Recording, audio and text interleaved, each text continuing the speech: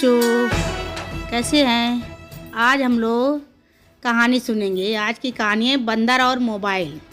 तो चलते हैं।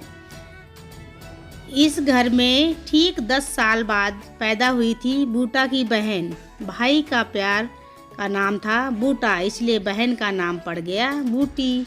वैसे उसके आधा दर्जन नाम थे। दादी, नानी, मौसी, ताई सबकी दुलारी थी।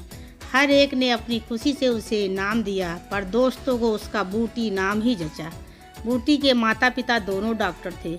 उनका सारा दिन काम से घिरा रहता। क्लिनिक, अस्पताल और क्लब के अलावा कई सामाजिक संस्थाओं के वे मेंबर थे।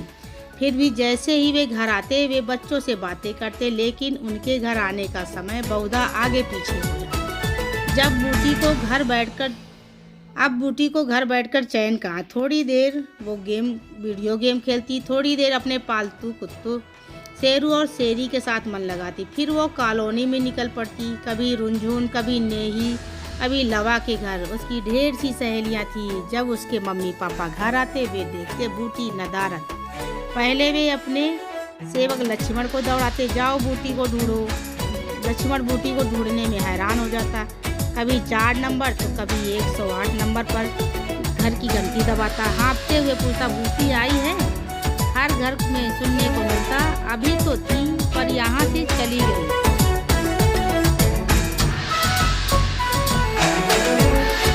अक्सर जब तक बूटी को ढूंढ कर लाया जाता, उसकी मम्मी के लिए अस्पताल से फोन आता, मरीज को दर्द उठा है, आकर देख जाए।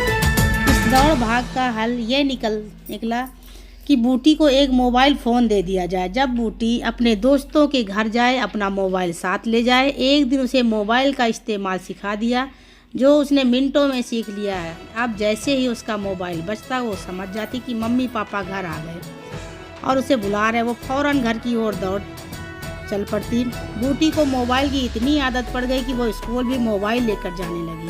वैसे उसके स्कूल में मोबाइल रखने पर पाबंदी थी। मदर सुपीरियर बच्चों के मोबाइल जब्त करने में बड़ी तेज थी। जैसे ही किसी मोबाइल की घंटी उनके कानों में पड़ती वे पूरी कक्षा की तलाशी ले डालती, लेकिन उन्हें मोबाइल पकड़ने का नशा था तो बच्चों को मोबाइल रखने का।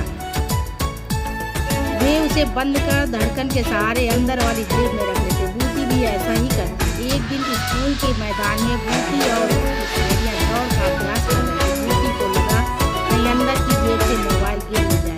उसने अपना मोबाइल जेब से निकालकर अपने बस्ते के ऊपर रख दिया।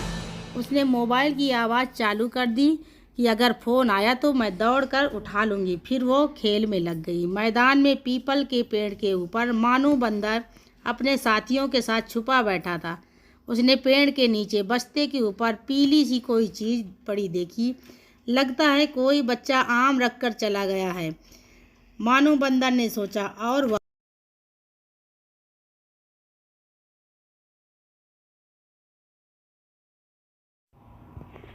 झपट कर मोबाइल उठाकर वापस पेड़ पर चढ़ गया।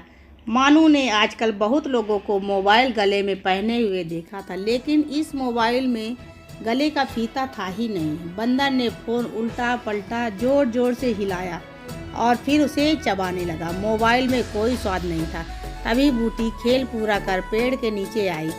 दौड़ की प्रैक्टिस खत्म हो गई थी। उसने कहा, अरे मेरा मोबाइल कहाँ गया? उसने इधर उधर दाएं बाएं चारों तरफ देखा, मोबाइल का कहीं पता नहीं था। तब तक बाकी दोस्त भी आ गए थे। उन्होंने मैदान में भी नज़र दौड़ाई, मोबाइल कहीं नहीं था। तभी मोबाइल की घंटी सुनाई पड़ी। बूटी उछल पड़ी, या मेरा मोबाइल बज रहा है, कहाँ है कहाँ है?